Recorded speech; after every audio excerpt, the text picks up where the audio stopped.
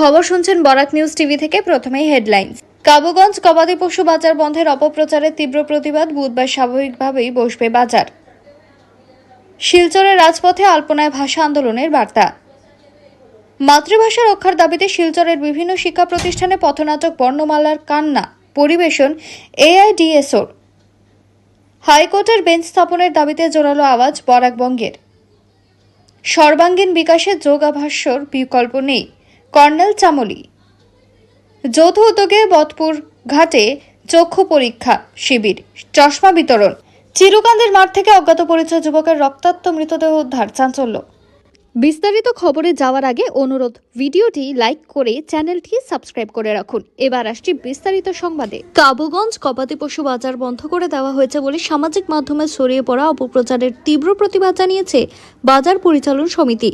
সোমবার এক সাংবাদিক সম্মেলনে সমিতির কর্মকর্তারা স্পষ্টভাবে জানান, বাজার বন্ধের কোনো সরকারি নির্দেশনা জারি হয়নি এবং আগামী বুধবার নির্ধারিত সময়সূচি অনুযায়ী বাজার স্বাভাবিকভাবেই অনুষ্ঠিত হবে।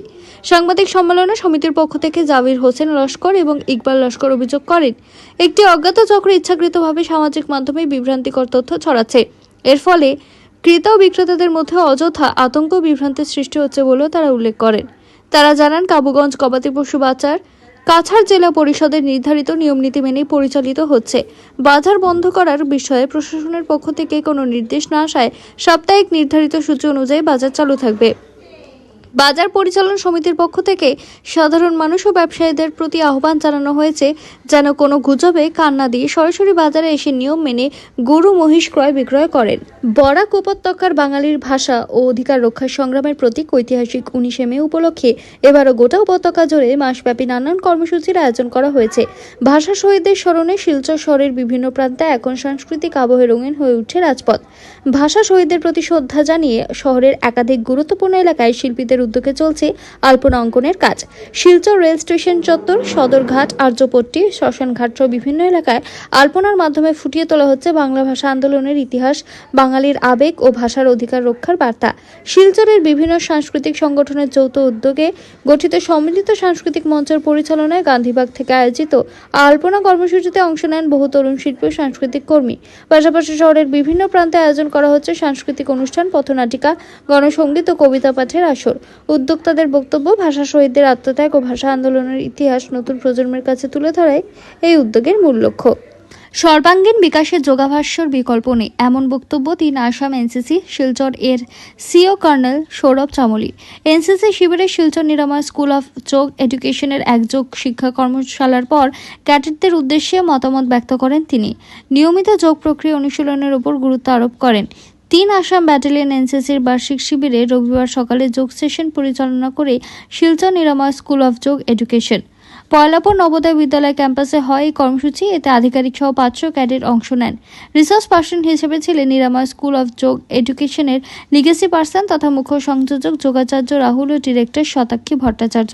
প্রসঙ্গত, দ্বাদশ আন্তর্জাতিক যোগ দিবসকে সামনে রেখে যোগ চেতনা মহোৎসব চলছে শিলচর নিরাময় স্কুল অফ যোগ এডুকেশনের। সহযোগিতায় রয়েছে ইন্ডিয়ান যোগ অ্যাসোসিয়েশনের member institution, institute for Yoga education research and holistic sciences. আর এই যোগ চেতনা মহোৎসবের অঙ্গ হিসেবে ছিল এদিনের অনুষ্ঠান।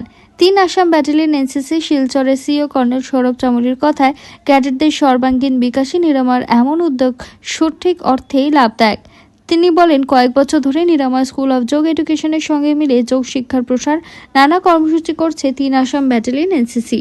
সমাজ সেবামূলক কার্যক্রমের অংশ হিসেবে Lions Club of Badarpur Greater ও লায়ন্স আই হাসপাতালের উদ্যোগে এবং ভ্যালি স্ট্রং সিমেন্টসের সহযোগিতায় সোমবার বদরপুর ঘাটের দেবেন্দ্রনগরস্থিত ভ্যালি স্ট্রং সিমেন্টস হেলথ সেন্টারে একটি বিনামূল্যে চোখ পরীক্ষার শিবির আয়োজন করা হয়। লায়ন্স বর্ষ 2025-26-এর এটি ছিল 12তম বিনামূল্যে চক্ষু পরীক্ষা শিবির, যার মূল উদ্দেশ্য ছিল ছানি রোগী শনাক্তকরণ এবং তাদের যথাযথ চিকিৎসার ব্যবস্থা করা। শিবিরে মোট 66 জন ব্যক্তি নাম নথিভুক্ত করে চক্ষু পরীক্ষা করান। পরীক্ষার পর 10 জন ছানি রোগীকে শনাক্ত করা হয় এবং তাদের উন্নত চিকিৎসা বিনামূল্যে আইওএল অস্ত্রোপচারের জন্য শিলচরের লায়ন্স আই হসপিটালে পাঠানো হয়েছে। এছাড়াও শিবিরে অংশগ্রহণকারী 30 জনকে সম্পূর্ণ বিনামূল্যে চশমা বিতরণ করা হয়, যা স্থানীয় মানুষের মধ্যে ব্যাপক সাড়া ফেলে। এই স্বাস্থ্য শিবিরে চিকিৎসা পরিষেবা প্রদান করেন ডক্টর মণিদীপ চক্রবর্তী। তাকে সহায়তা করেন অনামিকা দাস, প্রিয়াঙ্কা পণ্ডিত এবং শামসুদ্দিন সহ হাসপাতালের অন্যান্য সহকারী ও কর্মীরা। শিলচরের চিরকান্দি অঞ্চলে একটি মাঠ থেকে রক্তাক্ত অবস্থায় এক অজ্ঞাত পরিচয় যুবকের মৃতদেহ উদ্ধারের ঘটনাকে কেন্দ্র করে ব্যাপক চাঞ্চল্যের সৃষ্টি হয়েছে এলাকা জুড়ে। সোমবার দুপুরে স্থানীয় বাসিন্দারা মাঠে মৃতদেহটি পড়ে থাকতে দেখে আতঙ্কিত হয়ে পড়েন এবং সঙ্গে সঙ্গে খবর দেওয়া হয় তারাপুর আউটপোস্টে। খবর পেয়ে তারাপুর থানার পুলিশ দ্রুত ঘটনাস্থলে পৌঁছে মৃতদেহটি উদ্ধার করে ময়নাতদন্তের জন্য শিলচর মেডিকেল কলেজ ও হাসপাতালে পাঠায়। মৃতদেহের শরীরে রক্তাক্ত চিহ্ন থাকায় ঘটনাটি ঘিরে রহস্য দানা বেঁধেছে। এটি হত্যা নাকি আত্মহত্যার ঘটনা তা খতিয়ে দেখতে তদন্ত শুরু করেছে পুলিশ। তবে খবর লেখা পর্যন্ত মৃত ব্যক্তির পরিচয় জানা যায়নি। পুলিশের পক্ষ থেকে পরিচয় শনাক্তের চেষ্টা চালানো হচ্ছে।